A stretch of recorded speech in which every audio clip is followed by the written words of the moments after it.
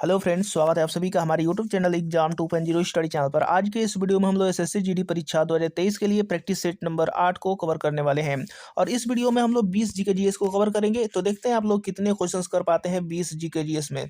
तो चलिए स्टार्ट करते हैं इस वीडियो को। और ये वीडियो आपको पसंद आता है तो इसको लाइक कर दीजिएगा, और चैनल पर नया आया है तो चैनल को सब्सक्राइब करके बेल आइकन बटन भी दबा दीजिएगा।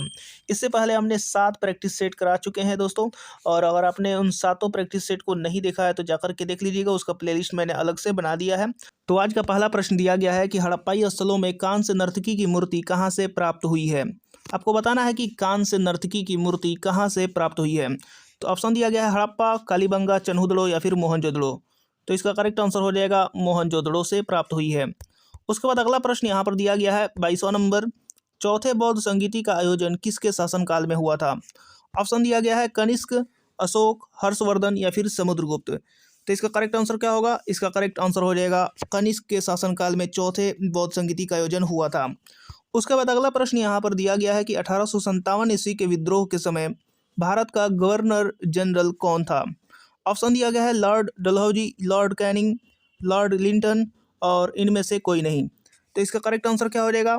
इसका करेक्ट आंसर हो जाएगा option number B, Lord Canning. Lord Canning था जो कि 1857 ईस्वी के विद्रोह के समय भारत का गवर्नर जनरल था।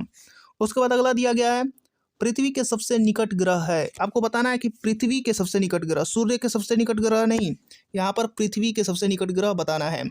ऑप्शन दिया गया है मंगल, शुक्र, बुध और चंद्रमा। तो इसका करेक्ट आंसर क्या होगा। इसका करेक्ट आंसर हो जाएगा ऑप्शन नंबर बी, शुक्र ग्रह। उसके बाद अगला दिया गया है दिन और रात कहाँ बराबर होते हैं। ऑप्शन दिया गया है कर्क रेखा पर, मकर रेखा पर, विषुवत रेखा पर या फिर ध्रुवों पर। तो इसका करेक्ट आंसर क्या होगा। इसका करेक्ट आंसर हो जाएगा 25 का ऑप्शन नंबर सी हो जाएगा, विषुवत रेखा पर। तो इसके बाद अगला प्रश्न यहाँ पर दिया गया है 26 नंबर की हीराकुंड बांध किस नदी पर बनाया गया है। ऑप्शन दिया गया है साबरमती, गोदावरी, महानदी, कृष्णा नदी। तो इसका करेक्ट आंसर आपको बताना है। तो इसका करेक्ट आंसर हो जाएगा ऑप्शन नंबर सी, महानदी पर बनाया गया है। उसके बाद अगला दिया गया है यहाँ पर 27 नंबर दिया गया है कि संविधान सभा ने राष्ट्रीय गान को कब स्वीकार किया। ऑप्शन दिया गया है 24 जनवरी 1950, 26 जनवरी 1950, 15 अगस्त 1947 या फिर 22 जुलाई 1950। इसका करेक्ट आंसर हो जाएगा 24 जनवरी 1950। 24 जनवरी 1950 को संविधान सभा ने राष्ट्रीय गान को स्वीकार किया था। उसके बाद अगला प्रश्न यहाँ पर दिया गया 28 नंबर की यदि प्रधानमंत्री या कोई अन्य मंत्री सदन का सदस्य नहीं है तो उसे पद पर बने रहने के लिए कितने दिनों के अंदर संसद का सदस्य बनना आवश्यक है। तो इसका करेक्ट आंसर क्या होगा। इसका करेक्ट आंसर हो जाएगा 6 माह। 6 माह के अंदर सदस्य बनना आवश्यक है संसद का। आगे देखते हैं अगला प्रश्न यहाँ पर दिया गया है 29 नंबर कह रहा है कि राज्य की कार्यपालिका का प्रमुख कौन होता है। ऑप्शन दिया गया है मुख्यमंत्री, राज्यपाल या फिर विधानसभा अध्यक्ष या फिर इनमें से कोई नहीं। तो इसका करेक्ट आंसर हो जाएगा राज्यपाल। राज्य की कार्यपालिका का प्रमुख राज्यपाल होता है। उसके बाद अगला प्रश्न यहाँ पर दिया गया है कि सरकारिया आयोग का संबंध है। आपको बताना है कि किससे संबंध है। ऑप्शन दिए गए हैं केंद्र राज्य संबंधों से, नदी पानी बंटवारे से, सूचना के अधिकार से या फिर लाभ के पद संबंधी विवाद से। तो इसका करेक्ट आंसर क्या होगा। इसका करेक्ट आंसर हो जाएगा ऑप्शन नंबर ए, केंद्र राज्य संबंधों से। उसके बाद अगला प्रश्न है 31 नंबर की द्वितीय पंचवर्षीय योजना में किस क्षेत्र के विकास पर सर्वाधिक बल दिया गया था। ऑप्शन दिया गया कृषि, परिवहन, उद्योग या फिर गरीबी हटाओ। तो इसका करेक्ट आंसर क्या हो जाएगा। इसका करेक्ट आंसर हो जाएगा उद्योग क्षेत्र में विकास का सर्वाधिक बल दिया गया था। उसके बाद अगला प्रश्न दिया गया है जीएसटी परिषद का उपाध्यक्ष कौन होता है। आपको बताना है कि जीएसटी परिषद का उपाध्यक्ष कौन होता है। ऑप्शन दिया गया है किसी राज्य का मुख्यमंत्री, किसी राज्य का वित्त मंत्री या फिर केंद्रीय वित्त मंत्री या फिर ए व बी दोनों। तो इसमें से आपको बताना है कौन सा करेक्ट होगा। इसका करेक्ट आंसर हो जाएगा ऑप्शन नंबर बी, किसी राज्य का वित्त मंत्री ही जीएसटी परिषद का उपाध्यक्ष होता है। उसके बाद अगला प्रश्न दिया गया है कि नरसिम्हम समिति संबंधित है। आपको बताना है कि किससे संबंधित है। ऑप्शन ए है बैंकिंग सुधार से, ऑप्शन बी है क्षेत्रीय ग्रामीण बैंकों की पुनर्संरचना से, ऑप्शन सी है राष्ट्रीय आय से और डी है कर सुधारों से। तो इसका करेक्ट आंसर क्या हो जाएगा। इसका करेक्ट आंसर हो जाएगा ऑप्शन नंबर ए, बैंकिंग सुधार से नरसिम्हम समिति संबंधित है। उसके बाद अगला प्रश्न यहाँ पर दिया गया है 34 नंबर, केंद्र सरकार के बजट के चालू खाते में व्यय की सबसे बड़ी मद है। आपको बताना है कि चालू खाते में व्यय की सबसे बड़ी मद कौन सी है केंद्र सरकार के बजट में। ऑप्शन दिया गया है रक्षा व्यय, किसानों की सब्सिडी, सामाजिक सेवाओं पर व्यय या फिर ब्याज भुगतान। इसका करेक्ट आंसर आपको बताना है। इसका करेक्ट आंसर हो जाएगा ऑप्शन नंबर डी, ब्याज भुगतान।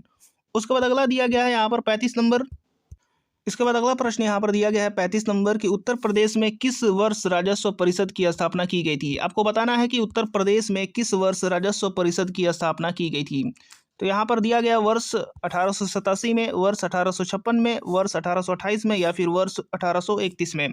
तो इसका करेक्ट आंसर हो जाएगा वर्ष 1831 में राजस्व परिषद की स्थापना की गई थी उत्तर प्रदेश में। उसके बाद अगला प्रश्न दिया गया है अनुप्रस्थ तरंगे किस माध्यम में उत्पन्न की जा सकती हैं।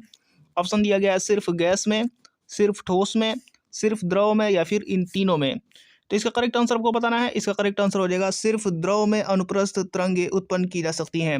उसके बाद अगला दिया गया सूर्य से पृथ्वी पर ऊष्मा का संचरण किस विधि के द्वारा होता है। आपको बताना है कि सूर्य से पृथ्वी पर ऊष्मा का संचरण किस विधि के द्वारा होता है। ऑप्शन दिया गया है चालन, संवहन, विकिरण या फिर इन तीनों विधियों से। तो इसका करेक्ट आंसर आपको बताना है। इसका करेक्ट आंसर हो जाएगा ऑप्शन नंबर सी, विकिरण से। उसके बाद अगला प्रश्न यहाँ पर दिया गया है 38 नंबर की, निम्न में से कौन सा युग्म सुमेलित नहीं है। यहाँ पर विटामिन दिया गया और यहाँ पर रासायनिक नाम दिया गया है।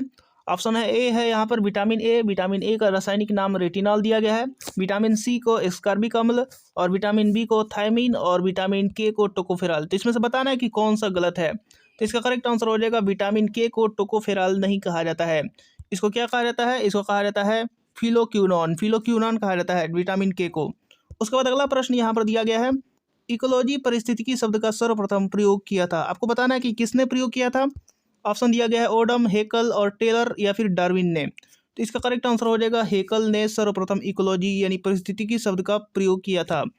उसके बाद अगला और इस वीडियो का लास्ट प्रश्न यहाँ पर दिया गया है, जिसको आंसर आप लोग बताएंगे कमेंट बॉक्स में कमेंट करके। विश्व जल दिवस किस दिन मनाया जाता है। ऑप्शन दिया गया 22 मार्च, 24 मार्च, 22 अप्रैल या फिर 21 मई।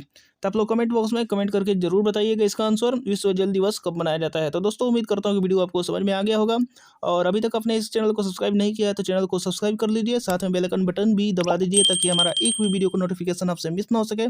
तो मिलते हैं अगले वीडियोज़ में।